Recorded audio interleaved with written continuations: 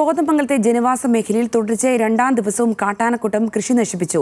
പിണ്ടിമന പഞ്ചായത്തിലെ 12ാം വാർഡിലാണ് കാട്ടാനകൾ ഇറങ്ങിയത്. കഴിഞ്ഞ ദിവസം കോട്ടപ്പടിയിലും ലക്ഷങ്ങളുടെ കൃഷിനാശമാണ് കാട്ടാനകൾ വരുത്തിയത്. കാട്ടാനകളെ തുരത്താൻ സ്ഥാപിച്ച ഫെൻസിങ്ങും ടീൻ ഷീറ്റുകളും തകർത്താണ് പിണ്ടിമന പഞ്ചായത്തിൽ കാട്ടാനക്കൂട്ടം ജനവാസ മേഖലയിൽ എത്തിയത്. വന്യമൃഗങ്ങളെ തടയാൻ ലക്ഷങ്ങൾ മുടക്കിയാണ് ടീൻ ഷീറ്റുകൾ സ്ഥാപിച്ചിരുന്നത്. പൈനാപ്പിളും റബ്ബർ തൈകളും വാഴകളും നശിപ്പിച്ച കാട്ടാനകൾ കയ്യാലകളും തകർത്തു. മൈക്കുളങ്ങര കുര്യാക്കോസ്, വീപ്പനാട്ട് ഏലിയാസ് എന്നിവരുടെ കൃഷിയിടങ്ങളിലാണ് കാട്ടാനകൾ വ്യാപകനാശം വരുത്തിയിട്ടുള്ളത്. ഈ ഒരു മാസക്കാലമായിട്ട് ഈ ആനകൾ 2 പ്രാവശ്യം ഇപ്പോൾ കയറി വരുന്നത്. ഇന്നലെ ഒരു 5-8ഓളം ആനകൾ വന്ന് അതിൻ്റെ ഷീറ്റുകളെല്ലാം തകർക്കുകയും ഒരു വല്ലാത്ത നാശനഷ്ടം 2 ലക്ഷത്തിന് മേലെ നാശനഷ്ടങ്ങൾ ഉണ്ടാക്കുകയും ചെയ്തു. ഞങ്ങൾ ഈ കോടികൾ ഇൻവെസ്റ്റ് ചെയ്താക്കുന്നത് ഇനി വിളവെടുപ്പ് കിട്ടുന്നത് ഈ സമയത്താണ്. ഈ സമയത്ത് ഇങ്ങനെ വന്നാൽ ഞങ്ങളുടെ അടുത്ത കൃഷിയിലേക്കും ഇതെല്ലാം എത്രയും പെട്ടെന്ന് അതിൻ്റെ തൊട്ടരിയിൽ വരെ ഇന്നലെ വന്നു ഡ്രാഗൺ ഫ്രൂട്ടിൻ്റെ.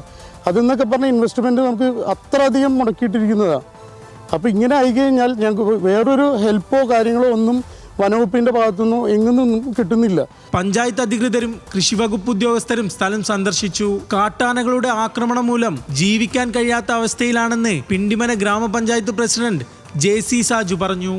ഈ ഫെൻസിംഗ് ഒന്നും ആനയെ പ്രതിരോധിക്കുവാൻ ഒരു ഘടകമല്ല എന്നാണ് ഇതൊക്കെ നമ്മളെ സൂചിപ്പിക്കുന്നത്.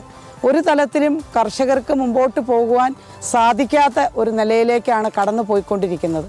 കൃഷി ചെയ്യുക എന്നുള്ള ഒരു ലക്ഷ്യം മാത്രമാണ് ഇന്ന് കർഷകർ ചെയ്യുവാനായിട്ട് സാധിക്കുന്നത്.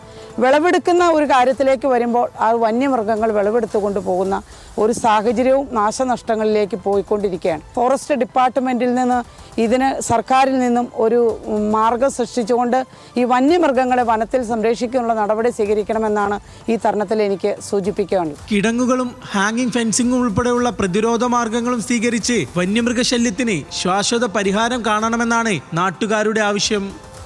ന്യൂസ് മലയാളം, കൊച്ചി.